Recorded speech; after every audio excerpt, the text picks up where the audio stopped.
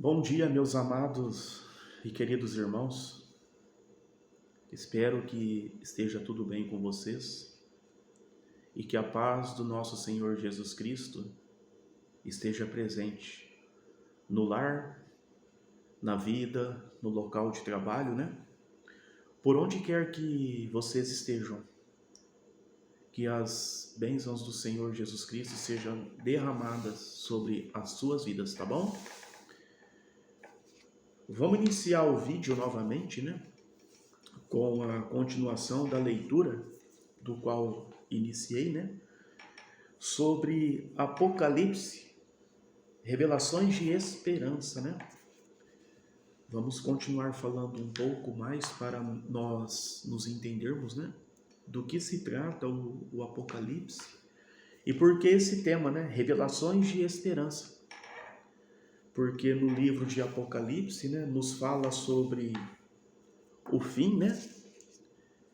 Desse mundo que nós vivemos, mas com a esperança de o início de um novo mundo, né? Um mundo sem doença, sem guerra, sem briga, né? Então vai ser muito maravilhoso a todos aqueles que seguirem, respeitarem e acreditarem, né? Em um único Deus verdadeiro, né? E paramos na leitura anterior, né? No, na pergunta que dizia assim: para compreender a Bíblia, em especial o Apocalipse, qual deve ser a nossa atitude, né? Nós lemos lá em Lucas 24, 27, não é verdade? E a orientação bíblica e o exemplo de Jesus são muito específicos. Para compreender a Bíblia, é necessário permitir que ela explique a si mesma. Assim, a chave para a compreensão dos símbolos do Apocalipse são o próprio Apocalipse, escritos no Antigo e no Novo Testamento. Então, nós paramos nesta parte no vídeo anterior. E dando sequência à nossa leitura, hoje vamos nos perguntar: por que Deus se revelou em algumas circunstâncias por meio de parábolas e símbolos, né? Por que será? Então, pegando-se aqui a Bíblia, né? Eu já estou com a minha Bíblia aqui. Espero que vocês também estejam com a de vocês para acompanhar a leitura e melhor interpretar, né, essa questão. Por que Deus se revelou em algumas circunstâncias por meio de parábolas e símbolos, né? No livro de Lucas, capítulo 8, versículo 10, nos passa um relato sobre isso, né? O que Deus nos diz aí, né? No Lucas, capítulo 8, versículo 10, que diz assim, ó: Ele disse: a vós é concedido entender os segredos sagrados do reino de Deus, mas para os demais é em ilustrações, a fim de que, embora olhem em vão, e se embora ouçam, não compreendam o significado. Então você vê, né, meus irmãos, por que Deus revelou circunstâncias por meio de parábolas e símbolos. Nós que seguimos a palavra de Deus, né? Nós que lemos, nós que acompanhamos e respeitamos, estamos sempre aprendendo, estamos sempre cientes do que virá, do que vem a acontecer no futuro. E aquelas pessoas que não leiam, e aquelas pessoas que não creiam, que não acreditam, né? Qual será a forma em que Deus irá mostrar para essas pessoas, né? Seria os símbolos, né? Os sinais.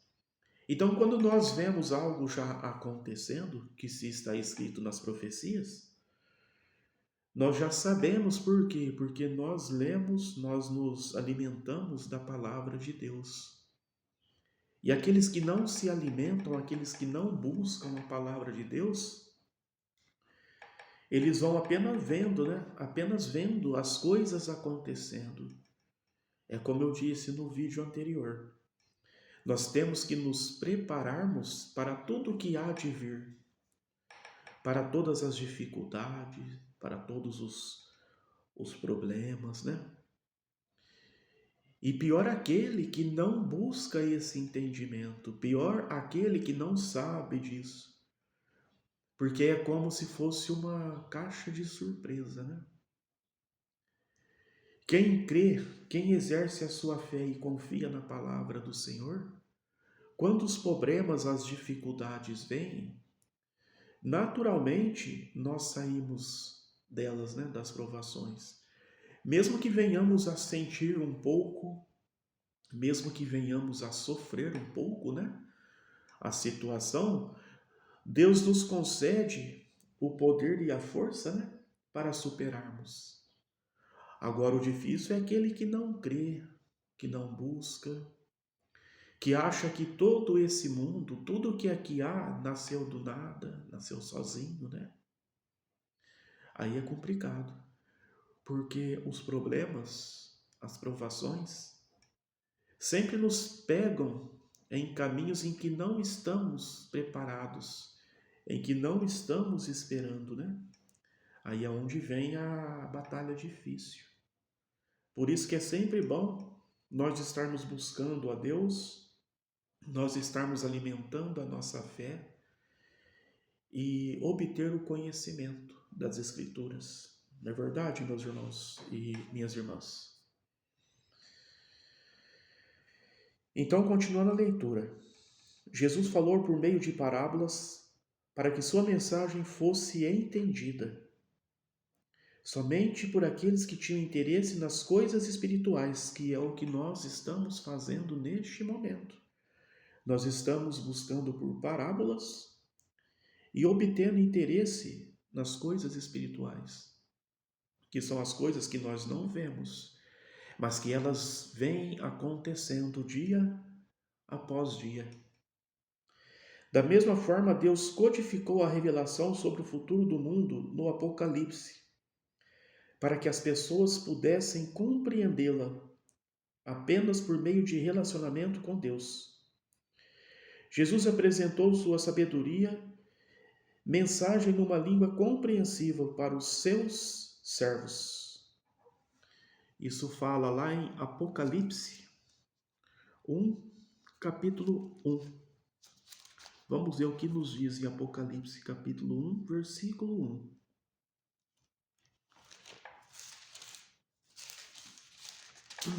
Nos diz assim, ó. Revelação de Jesus Cristo que Deus lhe deu para mostrar aos seus escravos as coisas que têm de ocorrer em breve. Então, isso é o que nós estamos lendo, isso é o que nós estamos buscando, né? Este conhecimento. O que está por vir, o que irá acontecer em breve. Tá bom, meus irmãos? Entre os símbolos do Apocalipse, o que significa o cordeiro, né? Entre os símbolos do Apocalipse, o que significa o cordeiro? A Bíblia nos mostra aqui no Apocalipse, capítulo 5, versículo 6. E eu vi no meio do trono e das 4 criaturas viventes, e no meio dos anciãos, um cordeiro em pé, como se tivesse sido morto, tendo 7 chifres e 7 olhos, que significavam os 7 Espíritos de Deus, os quais têm sido enviados à terra inteira. Então, o que simboliza o cordeiro? Simboliza o nosso Senhor Jesus Cristo, né?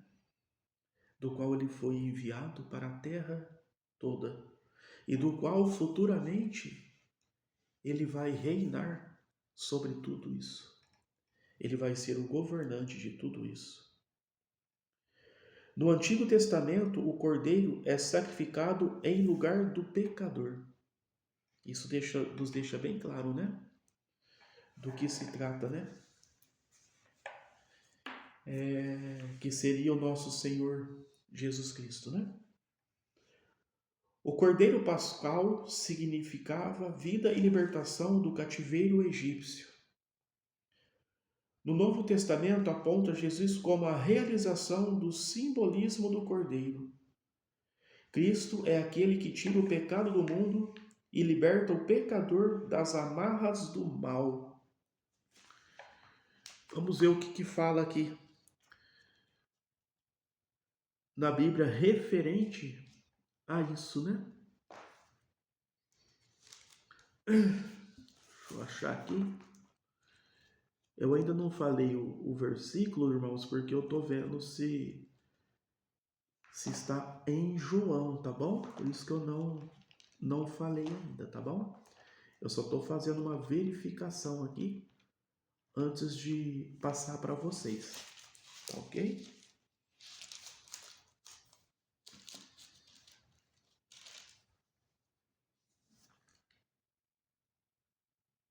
É isso aí. Sobre isso que estávamos lendo, né?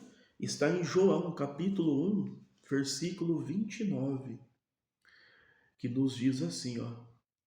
No dia seguinte, viu Jesus aproximar-se deles e disse: Eis o Cordeiro de Deus, que tira o pecado do mundo. Então, essa passagem relata quando o João Batista estava nas águas, né? Batizando as pessoas, e se aproximou o Cordeiro de Deus, né? O nosso Senhor Jesus Cristo. Aí, nesse dia, ele viu Jesus se aproximar-se dele, né? E ele disse: Eis o Cordeiro de Deus que tira o pecado do mundo. Por isso que o símbolo, né, do Cordeiro é o nosso Senhor Jesus Cristo.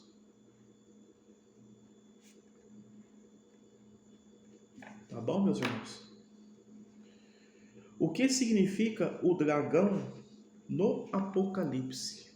Você vê que Apocalipse, ele, como aqui relatou, né? Ele tem bastante imagens, né? Significados. Por isso que temos que ler constantemente para entendermos, né, os significados, para que num futuro próximo aí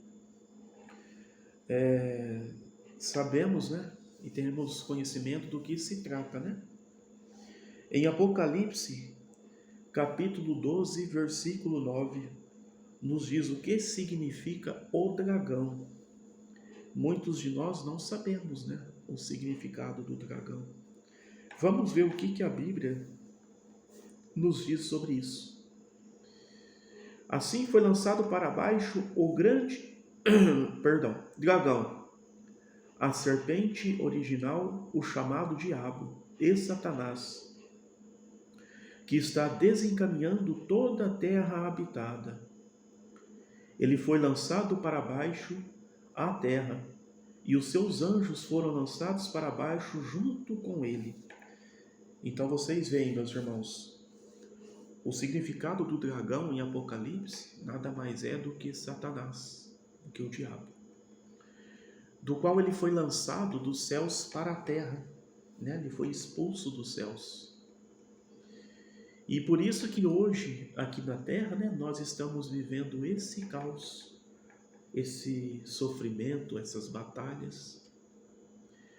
Existem muitas pessoas, irmãos, que deixam de crer, que deixam de acreditar num Deus verdadeiro, num Deus que quer apenas nos dar amor, nos dar a glória, né, de vida eterna, e passa a adorar e passa como que eu vou dizer, a cultivar a idolatria por esse dragão.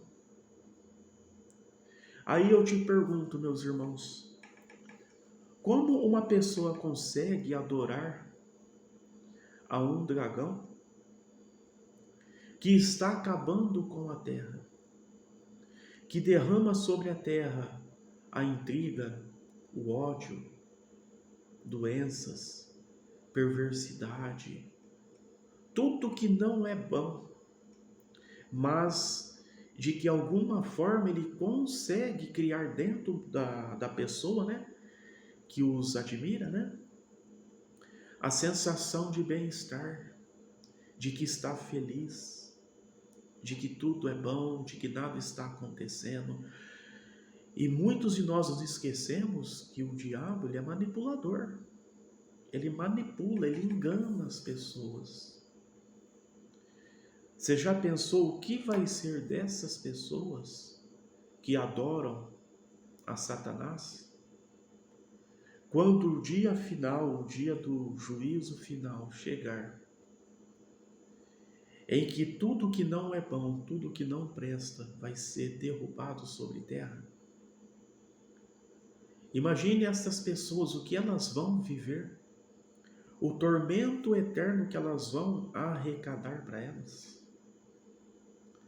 Por isso que muitas vezes é melhor vivermos de batalhas, vivermos de sofrimento, né?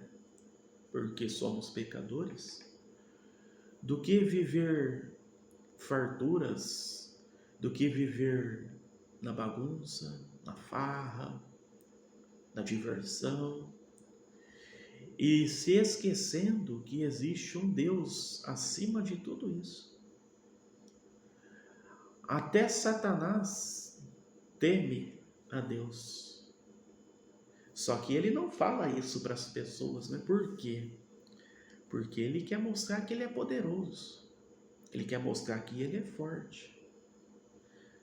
Só que acima dele, acima de qualquer pessoa, de qualquer simbolismo, de qualquer coisa que existe aqui na Terra, existe o nosso Deus, né? Existe o Senhor Jesus Cristo. E mesmo tendo hoje muitas informações, orientações sobre isso, muitos optam em adorar o mundão, em adorar as coisas que o diabo os traz de bandeja e entrega na sua mesa, né? É uma pena, porque elas não têm noção do que virá. É uma pena. Mas eu peço ao nosso Senhor Jesus Cristo que tenha misericórdia destas pessoas e que toque no coração delas o que é bom, o que é certo. Porque ainda há tempo dessas pessoas se redimirem, de reconhecerem os seus pecados e buscarem a Deus e voltarem para o lado de Deus. Ainda há tempo, né, meus irmãos? Então vamos prevalecer nesse propósito, nessa busca, que é buscarmos todos os dias a Deus e buscarmos a nossa salvação. Não é verdade? Continuando a leitura. O Apocalipse identifica o dragão como sendo a antiga serpente do Éden, o próprio Satanás, que se coloca em luta contra Jesus, o Cordeiro. O que significa o termo águas no Apocalipse? Vamos ver o que significa águas no Apocalipse.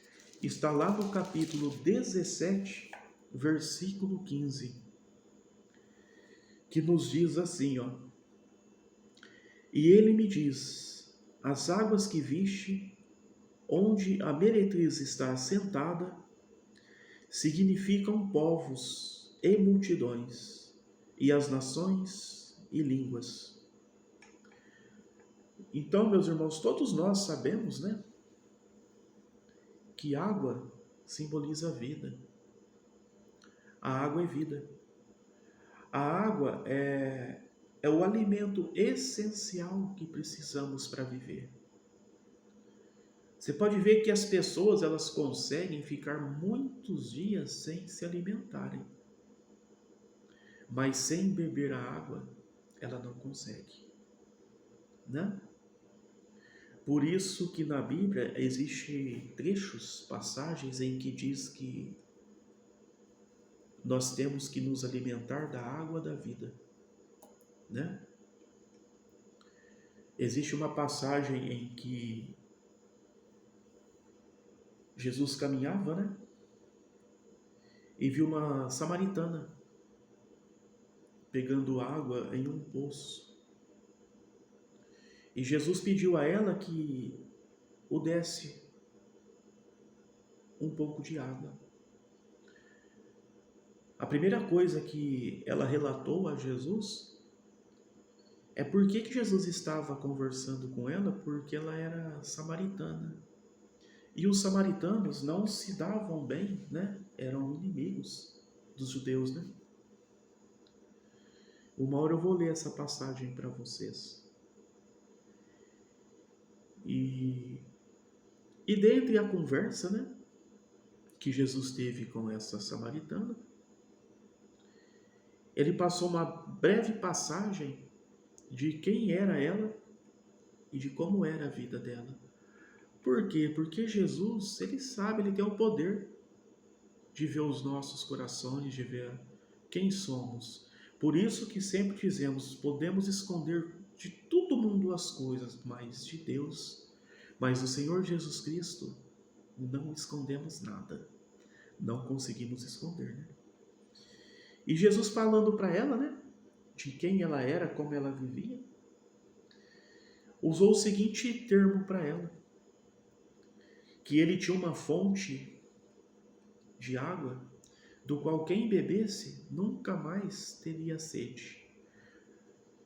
Porque essa água que nós bebemos, né, naturalmente, ela nos mata a nossa sede momentânea. Passado um tempo, continuaremos novamente com sede. Agora, a água da vida que Deus quer nos dar, né, ela é infinita. Por isso é que temos que nos alimentar da água da vida. Porque assim como está escrito, né, que todos nós, se respeitarmos e seguirmos a Deus, nós teremos a vida eterna.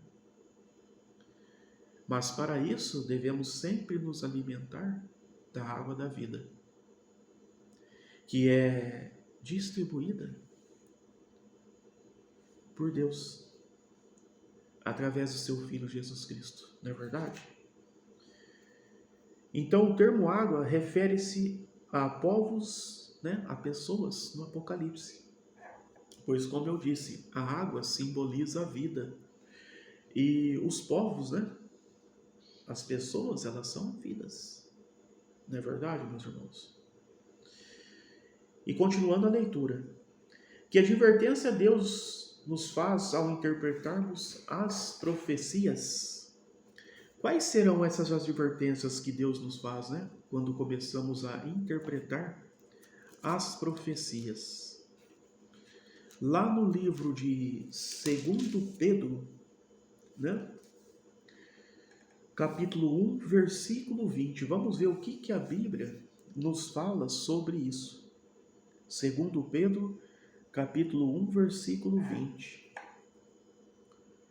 Pois sabeis primeiramente isto, que nenhuma profecia da Escritura procede de qualquer interpretação particular. Então, devemos interpretar as profecias iluminados pelo Espírito Santo, sem criar interpretações pessoais baseadas em especulação. Então, para finalizar a leitura de hoje, meus irmãos, deixa eu deixar marcado aqui. A advertência que Deus nos faz quando interpretamos as profecias é que nada pode ser alterado, nada pode ser mudado. Porque às vezes alguém pode tentar passar essa profecia, né? Ou algo que venha a acontecer e venha a alterar o que está prescrito na Bíblia. Às vezes a pessoa ela pode alterar para tirar proveito, né? Eu não gosto muito de entrar no termo de religiões, né? Porque é um assunto desagradável, é um assunto chato, acaba levantando intrigas, contendas, mas eu já participei de algumas religiões, né? De que alguma forma ela pega um texto, ela pega uma passagem e se cria nessa passagem, né? Como que eu vou dizer? Um processo ali de que vai acontecer tal coisa no futuro, mas se você crer e fizer um voto, esse voto, né, simbolizado com o dinheiro, né, é óbvio, né? Se você fizer um voto e, e depositar este valor, que você vai estar livre dessa situação que futuramente virá a acontecer. Só que quando falamos aqui de Apocalipse, né? Falando de Apocalipse, tudo que está escrito na Bíblia, né? Ela está acontecendo.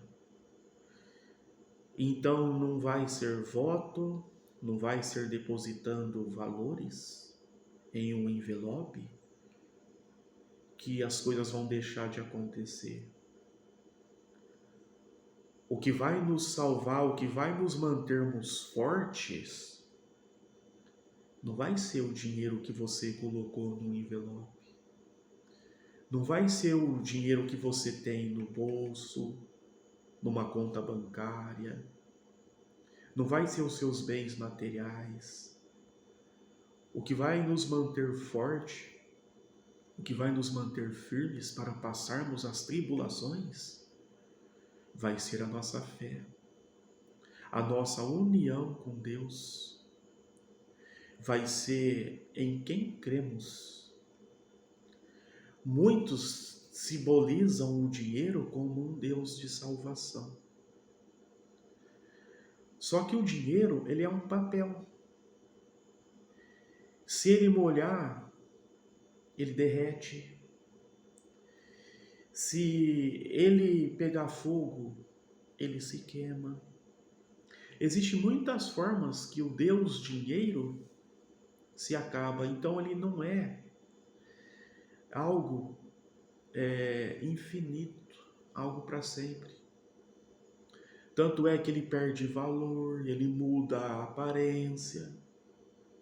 É tudo coisa assim, banal. Coisas criadas pelo homem. Agora, quando nós cremos e aplicamos a nossa fé no Deus verdadeiro, no Deus vivo, isso é infinito. Isso é para a vida toda. Então, devemos tomar muito cuidado com isso,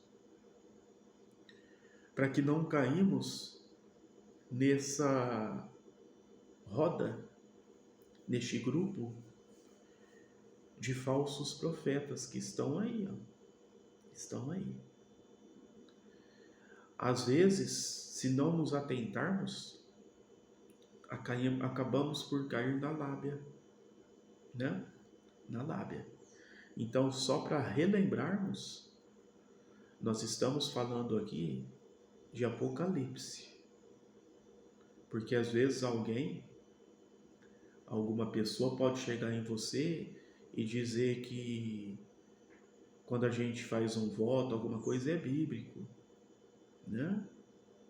Mas depende da circunstância.